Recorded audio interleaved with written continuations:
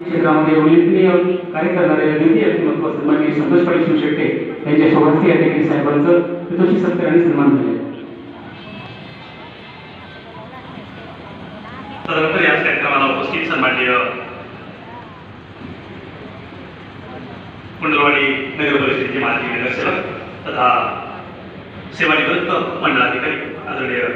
गंगाधर पाटील खळगे आदरणीय पाटील या ठिकाणी उपस्थित झालेले आहे. सन्माननीय साहेबांचा सन्मान करण्यासाठी मी ग्राम वस्तू अधिकारी आदरणीय